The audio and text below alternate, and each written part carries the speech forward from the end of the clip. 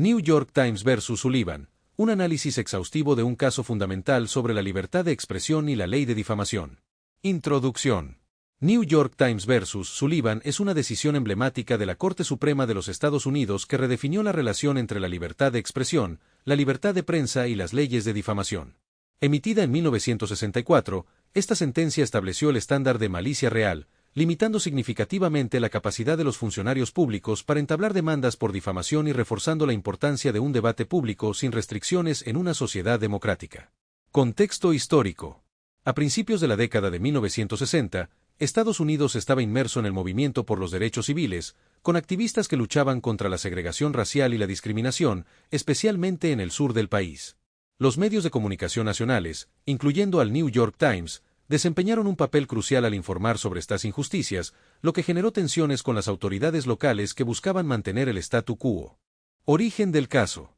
El caso se originó a partir de un anuncio de página completa titulado Hit the Raising Voices, publicado por el New York Times el 29 de marzo de 1960.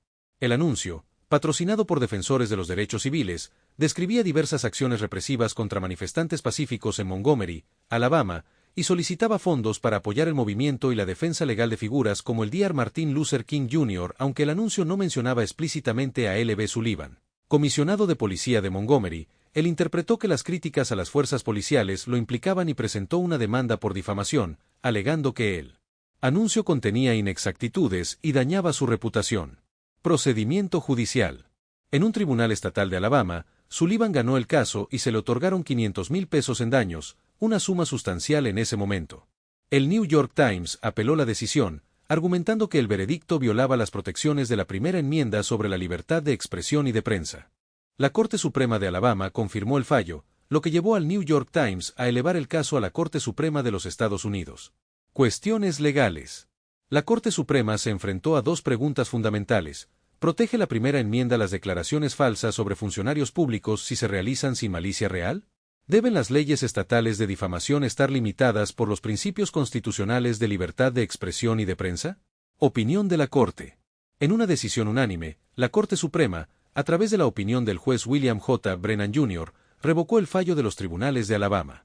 Los puntos clave de la decisión incluyen: establecimiento del estándar de malicia real.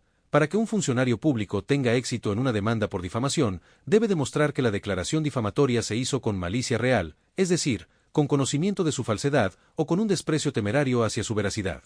Protección del debate público. La Corte enfatizó que el debate robusto sobre asuntos públicos, incluyendo la crítica a funcionarios gubernamentales, es esencial en una democracia y está en el corazón de la primera enmienda.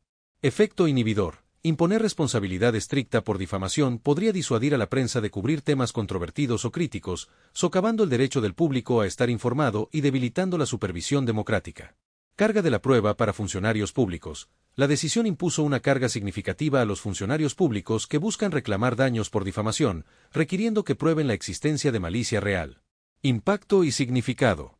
1. Ampliación de las protecciones a la libertad de expresión. La decisión nacionalizó un estándar para casos de difamación que involucran a funcionarios públicos, restringiendo la aplicación de leyes estatales que podrían limitar la libertad de expresión. 2. Fortalecimiento de la libertad de prensa. Reforzó la capacidad de la prensa para publicar contenido crítico o controvertido sin temor a litigios excesivos, fomentando un periodismo más audaz y vigilante. 3. Apoyo al movimiento por los derechos civiles. La decisión protegió a activistas y sus simpatizantes de demandas retaliatorias, permitiendo una cobertura más libre de las cuestiones de derechos civiles.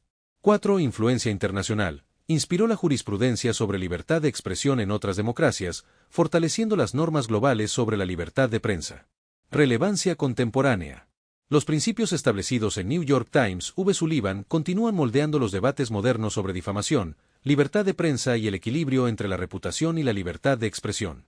El estándar de malicia real es central en casos de difamación de alto perfil que involucran a figuras públicas y organizaciones mediáticas. En años recientes, han surgido llamados para revisar o restringir este precedente, especialmente en el contexto de la desinformación y los medios digitales, reavivando discusiones sobre el equilibrio entre la libre expresión y la responsabilidad. Conclusión. New York Times vs. Sullivan es una decisión histórica que reafirmó el papel vital de la libertad de expresión y de prensa en la gobernanza democrática.